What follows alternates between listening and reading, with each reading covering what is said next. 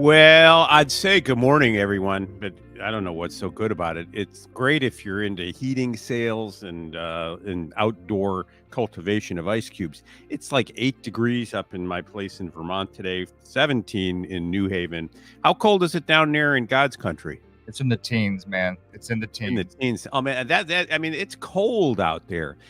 It's so cold. Today's the kind of it's so cold. I want to put Greta Thunberg on the fire just to kind of heat the house up. But I can, I don't want to have hostile thoughts about Greta Thunberg. It might make it sound as though I've got issues with something or other that might emerge and erupt in such a way as to make me engage in concerted and repeated acts of violence, like Rex Heuermann. I mean, Connecticut is abuzz this morning because Rex Heuermann, the so-called Gilgo Beach serial killer, a man accused previously of having killed 3 women and left their remains at Gilgo Beach on Long Island Sound, um, is now accused of having done away with Maureen Brainerd Barnes, a 25-year-old woman, last seen when she left her work at one of the casinos in Eastern Connecticut in July of 2007. She was a Manhattan sex worker, so she left the casino. She left her night job to go do her day job, or her day job to go her night job, or whatever. She was doing some kind of job in Manhattan, and she never returned. And so now Heuermann has been accused of her killing. He's pled not guilty. He's now facing charges for the death of 4 women. It's an interesting story, and I don't know why I'm drawn to it this morning. It could just be that national politics is so disillusioning. I'd rather talk about the criminal justice system, which is what so inspiring. But in any case, along a quarter-mile stretch of Gilgo Beach, the remains over a decade or so of 11 people have been found, and one of them has been concluded to be a person who died as a result of an accidental drowning. 4 of them are women who turned up missing. Heuermann's been charged. There are 6 others, including a child, who have not been associated with any acts of violence by Heuermann. But the Heuermann case has a little bit of something for everybody. I mean, it's a heavily circumstantial case at this point, at least from what we can tell. Heuermann's not confessed. There are no eyewitnesses, and I think it's a good occasion for we law nerds to discuss evidence and the different. And I want you to come away from this brief encounter with the chaos of the criminal justice system with one lesson and one lesson only. Ditch the expression, it's only circumstantial evidence. This is one of these television canards that's done a great disservice to the world. Judges instruct jurors every day that jurors get instructed that circumstantial evidence can be as probative, that is, as worthy of reliance as direct evidence. What's the difference? Direct evidence is I look out my window one night and I see snow falling.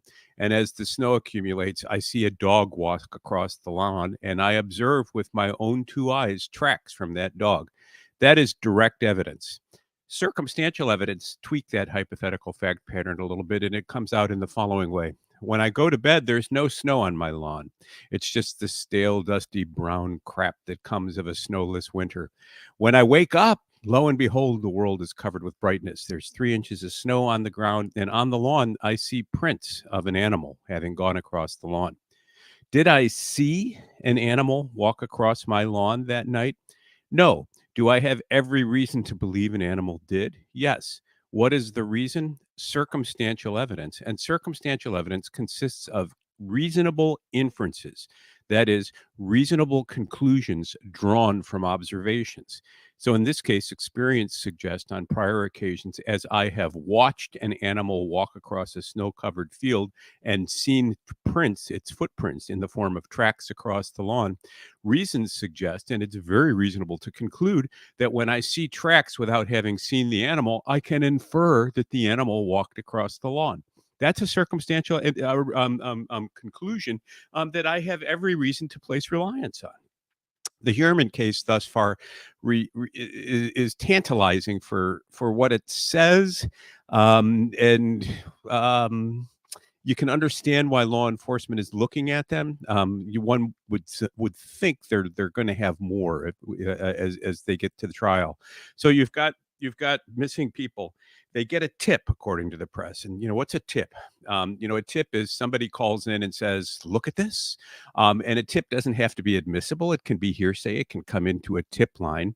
And so a tip says, we've seen in the area of these missing bodies at about the time they went missing, a Chevy Avalanche of a certain year and model. And so police officers file that tip away. Then a person takes that tip and they run it through a list of motor vehicle registrations in New York at that point, and they conclude, hey, here's a guy, Rex Heuermann, who lives in the area just across the way, and he has one of those cars. Now you begin to think, okay, plenty of other people do too. It's not a crime to own a Chevy Avalanche, but it might be a crime to use a Chevy Avalanche to commit a crime. And so they look at Heuermann. They get some other information that he's behaved in a suspicious manner. They collect some DNA from him, I believe, off of a pizza crust. And again, they don't have to search your home. They can do a trash pull, because the law is that when you leave your trash outside to be picked up by a garbage man, the garbage man, you don't have any reasonable expectation of privacy in your trash. And so a law enforcement officer can take it just as well as the trash man can. So they develop a DNA profile off of a pizza crust, and they run that DNA profile against DNA that they collected from the crime scene, in particular from a hair on a piece of duct tape used to confine one of the decedents, one of the dead women. And the DNA on the hair matches the DNA on the pizza crust from Heuermann's home. So now you've got a truck that looks like his in the area. You've got DNA that's his on a hair on duct tape on a dead body. And you begin to assemble what looks like probable cause to believe that he may have been involved. Well, They get a search. the previous three, just to add some context to that, the previous three killings that he's charged for, they found his wife's hair at the crime scene. So I guess it was attached to burlap sacks and tape and things that they assumed came from their home, and then cell phone data after that, right? And then So you this is trace, yeah. So the DNA evidence is trace evidence, and then they begin to look at cell phone data tracking the women from from where they went, and Heuermann and his family, where they were at various times, and all the vectors, all the dots begin to give him an opportunity to be present. They do a search of his home. And his computer, and on the internet, he's searching things like how does cell tracking work? Gilgo News, Long Island serial killer. He's got an extraordinary interest in things that may point in his direction. They search a little further, and in the house, they find a cache of photographs of torture and bondage of women, and a series of electronic devices. So all of these dots are now pointing in the way of Rex Heuermann. He's pled not guilty, and he is vowed, to go to trial to prove his innocence. And maybe, but it could be that the weight of all of these drops of circumstantial evidence, no one of which would prove the case against him, create a tidal wave of reasons for the jury to conclude that he was in fact the killer. So stay tuned. I don't know that we'll report more on it necessarily.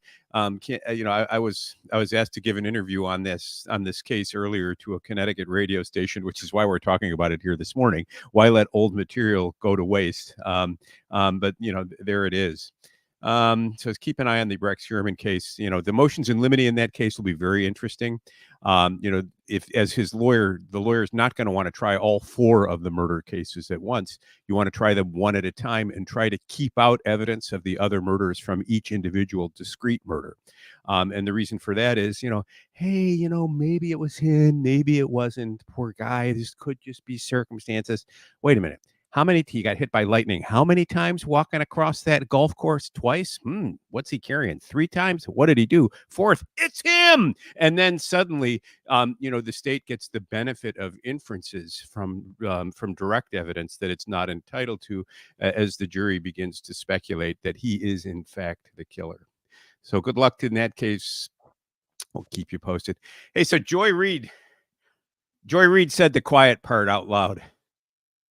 Let me paraphrase. There are just too many white Christians in the world. yeah, and so this came up apropos. We'll just play the audio. It's quick. Okay. But I feel like the important sort of data point, and Steve talks about it a lot. He's going to probably talk about it a little more tonight. Is that these are white Christians? That this is a state that is overrepresented by white Christians that are going to participate in these caucuses, especially tonight. I earlier today, reached out to Robbie Jones, from the Public Religion Research Institute, knowing that we were going to talk about Iowa. And this is a hyper evangelical white state. And he said the following to me: Iowa is about 61% white Christian. The country as a whole is approximately 41% white Christian. And in Iowa, we're talking about evangelical white Christians. And he said the following, because I asked him, what do they get out of supporting Donald Trump? Because he keeps losing, he keeps delivering losses and losses and losses. And he said the following: they see themselves as the rightful inheritors of this country, and Trump has promised to give it back to them. Well, maybe. I mean, to me, what's chilling about this is the notion that somehow it's offensive to a larger, what exactly, I don't know, to be identified as a white Christian. Those, I think if you listen to this podcast, you're almost every day likely to be hit with yet another book that you should be reading. So give me a second while I reach down. I'm in a current project to read a series of American histories. I've selected a mainstream American history. I'm going to reread Howard Zinn's People's History of the United States, and then I'm going to read a Patriot's History of the United States, and then I'm going to read the 1619 Project. And I'm going to do all of that in 2024. And, I do 15, 20 pages a day in order to stay on the project. And my goal is to look for the ideological linchpins that move the discussion of public events in our lives. So I began with a middle of the road text, at least what I hope is a middle of the road text, a college text, and it's called American History 1492 to the Present by Thomas Kidd. And I recommend it to you. You're not going to read it in a weekend. It's 690 some pages, but Kidd is a theologian in part, and his view was that at least in New England and in the Middle Atlantic states, religion played a vital role in the founding of the Republic. And so William Penn, in the founding of Pennsylvania, was very tolerant. And that's one of the things that was known about Pennsylvania. But they were tolerant only of Christians, of other Christians, of various doctrinal sects. They weren't tolerant of atheists, for example. Similarly, in New England, it was driven largely by Puritan religious thinkers, Increase Mather, Cotton Mather, George Winthrop, in his famous declaration about Massachusetts becoming a city on a hill, a biblical metaphor. These were people who came to the United States infused by a spirit of religious liberty, but committed to a vision of religiosity that was distinctly Christian. And so as I'm reading through this material from the author, and then this morning, wake up thinking about Joy Reid's almost horror of the notion that there is this block of people that she calls white Christians, I begin to wonder about the overall terrain of intellectual history in the United States. Did we create doctrines of tolerance against a background of agreement about broader truths, about the truth, let's say, of Christian faith, about the reality of Christian faith in the United States? And as we have evolved, and within that structure, you could be a Baptist, you could be an Anabaptist, you could sometimes even be a Catholic. But the atheists, you could never be an atheist and have full membership in the club. So we took a notion of pluralism, of differing roads to the truth within a community that was broadly confined in I'll call it the stadium, the Christian stadium. And we took that notion of pluralism and we took it outside the stadium and applied it to society at large. And now we say everybody can be whatever they want.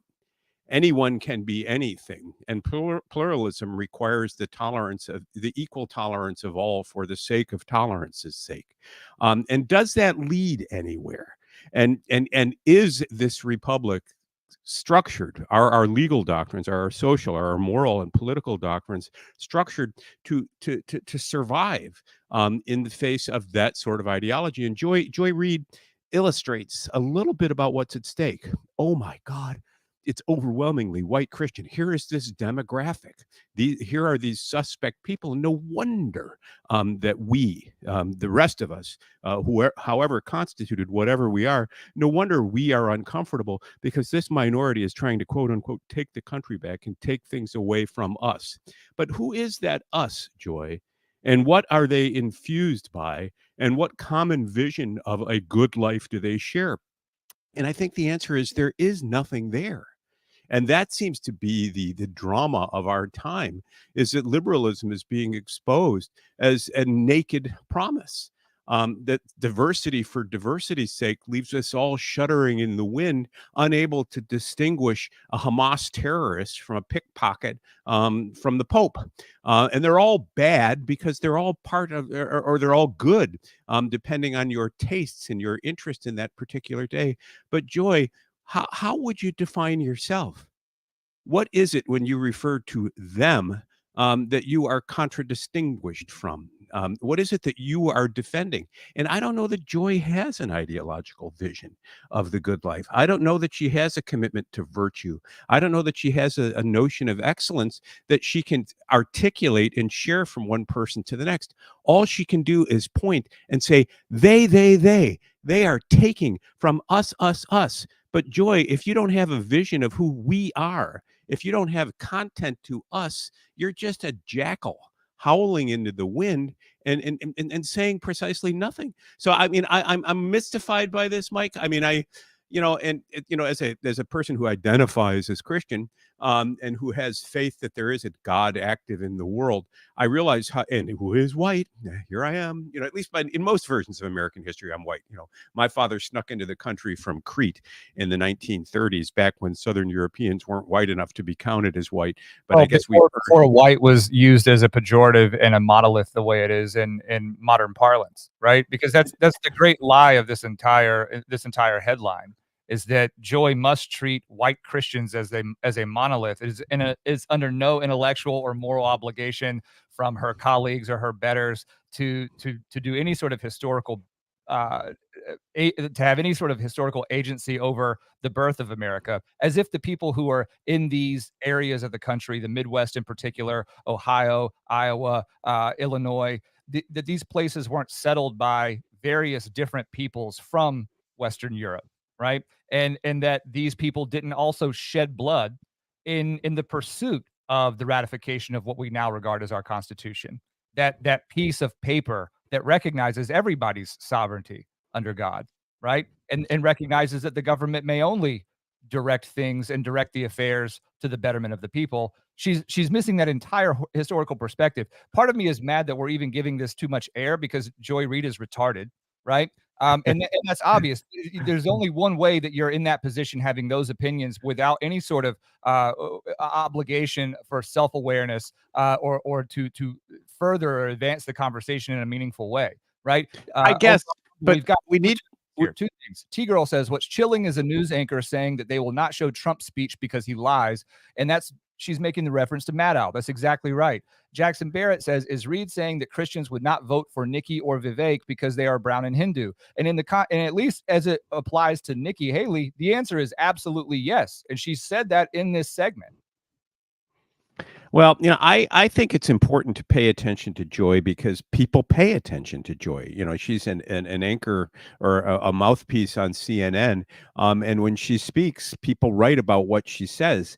And because she's adopted the position of something, of a media oracle. And we have people who look to the media to express collective truths, but I wonder if they question what those truths are. And so, I mean, here's an open challenge to Joy Reid. What is your vision of America? And can you, Joy, simple question: what is an American? And please don't go down the road that Kamala went, or whatever her name is. Who said the justice who couldn't decide what a woman was? Who, she was afraid to say what a woman was, lest she exclude someone.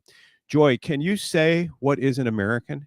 When you say there are too many white Christians, what should we replace them with? What version of America 3.0, 4.0, 5.0 do you think is appropriate? And can you give content to it? Or, Joy, in the end, are you naked? And do you have nothing to say because all you do is posture? And I suspect she's naked, and she's naked by design. And that is because she worships Balaam's ass. And she thinks that diversity for diversity's sake is a good thing. And today Hammering a check, man. She's just Hmm? hammering a check. That's all that is. Well, we saw it with Don Lemon, and as soon as he's not hammering checks for being stupid on purpose, that all that stuff goes away. Now he's going to debut his show on X.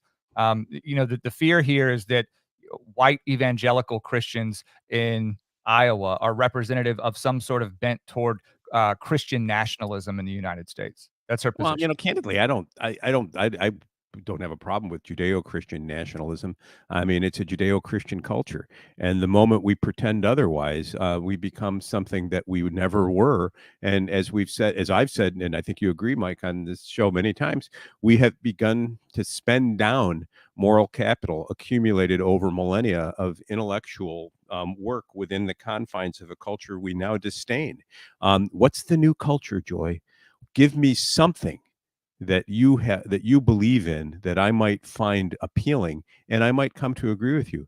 But otherwise, I just view you as a cackling ass. Hey, so Mike, tell us about the anti-boomers, Isaac Simpson's piece. You sent it along to me this morning, and I just haven't had a chance to read it yet. What's going on? We're going to continue threading the needle here that you just brought forth regarding spending down moral capital of the West. And I guess the central question is ultimately what that moral capital may have ever been. And I commend to everybody watching this morning to read this article on the American Mind by one Isaac Simpson. Isaac Simpson is it's a beautiful article, well written, well researched, and I think Norm, you're gonna enjoy the opportunity to indulge as well. Um, the central thesis of this is ultimately that yes, that moral capital has been spent down, but that moral capital was a certain hypocrisy that was passed down from generation to generation between Say more about that. What do you mean, boomer hypocrisy? generation, the boomer generation to the Gen X to millennials, and it stopped in some respect with Gen Z, right? So we've talked on this stream before about the Israel and Hamas conflict, watching certain manifestations of that conflict all over the country, right? And my apprehension about watching that sort of um, manifestation, I guess, metastasize in a way that is not intuitive to the average person trying to understand what the hell is actually going on. Isaac Simpson provides an anecdotal backdrop to say that he was working. He owns a marketing agency, marketing and design agency. He was working for a certain client and working on a project that required him to be on TikTok for quite a while, right? Hmm. And in so doing this project and doing research on the various 7-second videos and just the culture of what TikTok is, he found that Gen Z is highly competent in things like comedy and culture, etc., but that there is a mimetic value that is almost a language in unto itself that has not been adapted, has not been accessed by even millennials to a large degree, but certainly Gen X and boomers. And what that has resulted in is the observed hypocrisy of those kids riding in the back seat of their parents' cars or their friends' parents' cars, hearing certain ideas expressed or opinions expressed that contradict what is otherwise their lived reality, right? Their life of privilege, their professed progressive liberal values, sort of social cohesion and civil rights, and putting up MLK as a beacon of the promise of America, et cetera. But then behind closed doors, expressing some contradicting opinions to that, right? And what So Gen you got to Z. break this down. You got to break this down a little better to me. When you talk about a mimetic language, Gen Z, what is Gen Z? What is a mimetic? What are you referring to? So, Mimetic what? what is an emoji? Can you define what an emoji is? A symbol that expresses a feeling.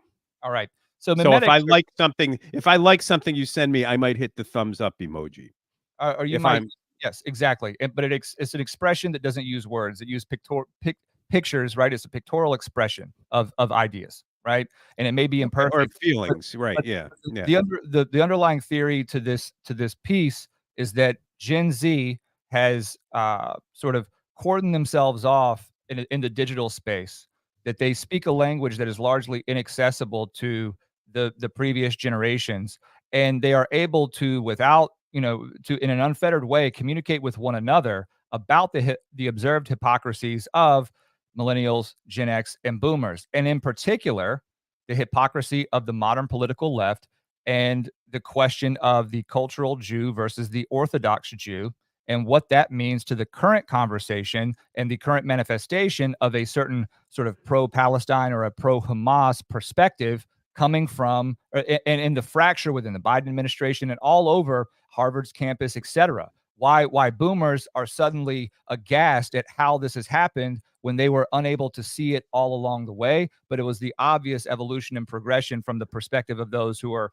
maybe 25 to 30 years old. And that's So, Mike, perhaps I intuitively understand this more and am very reticent to jump in and say anything definitive as to what the root cause is, this, that, or the other. What I'm saying is that the internet has changed the way that people of a certain age group can communicate and what they observe. And these young people trust in the public education system, or they have at least held it to its promise, right? And what they're being fed is exactly the opposite of what we want these people going into the world believing, right? so I want to build on this and cover some fundamentals. Gen Z, who is a member of Gen Z? So I am, I guess, what was regarded as an older millennial. I'm 33, and I was born in 1990. So Gen Z is going to be, Yeah. Gen Z is going to be somewhere the mid to late 90s is when Gen Z was born. And so what you're saying is that as an age cohort within our society, they have developed communicative norms that they understand. And that in using these norms, these communicative means of expressions, emojis, other things on social media, they're able to critique or provide a vantage point on what they perceive to be the hypocrisy of earlier generations, and to communicate that in ways that the earlier generations don't understand. Am I hearing you correctly?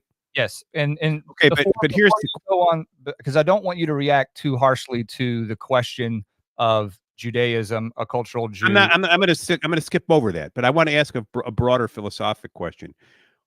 The biggest danger in history, it seems to me, I am a dyed-in-the-wool misanthrope. I don't trust anyone. I don't trust myself. And so the notion that Gen Z, because they're the newest cohort on the block, has some sort of privileged perspective on the truth, and that they are entitled to call out the hypocrisies of other, raises a larger question in my mind. Who calls them out on their own hypocrisy? Right. And what makes them think they have escaped the wheel of human suffering, That's which exactly is the lot of every generation? That's exactly what I've got on the screen, and I totally understand where you're coming from, but I'm trying to start first with a foundation, understanding directionally what is happening, right? Well, I have to thank you for this, Mike, because I don't pay any attention to this crap at all, except when you start talking. And the more you talk, the more I want to listen, the hungrier I am for information. So break it down for me. This is about a 10-minute read is what they estimate on the American Mind. I'm a slow reader, so it took me a little longer, but I think 3 days, right? Yeah. Norm, you and I share. Low ball list. So it says, quote, "This is why the split in the left runs so clearly along age lines. We blame TikTok, but we're blaming lava for the volcano. It's not TikTok's fault that without healthy religion or nationalism, kids will gravitate toward dumb, naive, idealistic notions about the world. I should know. I was one. The fact is, kids, Jews, everyone in the state of nature, digital or otherwise, is highly susceptible to the resentment-based worldview of the communist if they don't have the immune system against it. The boomers destroyed their immune system, indulged in an open hypocrisy that was totally unsatisfactory and transparent to their descendants, and created a generational perfect storm." I'm not sure I understand that, so I can't disagree with it. Again, so I do commend it to everyone who is watching and listening. It again, for those who are audio only, it is by Isaac Simpson. It's on the American Mind. I'll try to link to it on X. And on the newsletter that we're doing too, because I mean, it's uncanny the number of times we talk about the American Mind. That's becoming our go-to publication. I think what I want to hear in this, and I don't know if I'm hearing it, is that there is a meaningful sense in which it becomes intelligible to talk about the nature and destiny of man. The title of one of Reinhold Niebuhr's old books, a mid 20th century theologian. And then I have to return to my staple, to St. Augustine, and remind people once again that sin is love of the wrong thing, and that love of self is the very nature of sin, and that what we've created in Gen Z is a generation in love with itself and taking a privileged perspective on its insights, which is that's youth, right? I see it. It must be this way for everyone. And now the result is a sense of social dislocation that the rest of us have to deal with. And what is the antidote to this, other than a call to human modesty, other than a call to a robust view of the human mind, psyche, and spirit as reflected in millennia of writing in the West? What's the antidote? Well, so look, and there's a lot of comments right now on YouTube and on Rumble, so I appreciate everybody engaging with this, and it's obviously a question that is difficult to get at in one or two sentences. But my general observation about this question is something like, Norm, if you and I are to build something with the Law and Legitimacy platform, if Law Pod Daily is to become something useful in a technical sense to people of all persuasions, right? Whether they're young, well into their careers, or sort of in the retirement sort of area of their life, I think that in order to appeal to the younger generation, those that you and I would agree are perhaps, and no offense to anybody, perhaps the most valuable, if we are to have any sort of barometer for success with what we're doing, right?